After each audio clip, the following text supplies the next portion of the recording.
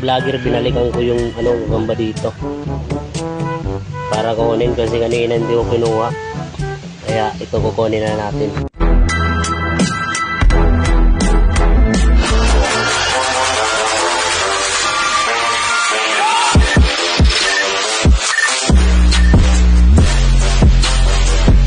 Mga ka-vlogger, meron tayo ditong nahunt na gagamba.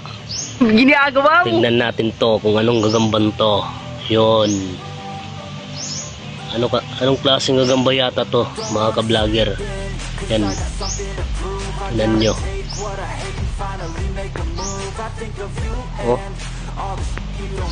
So palagay nyo, yung gagamban yan. Anong gagamba yata yan? No.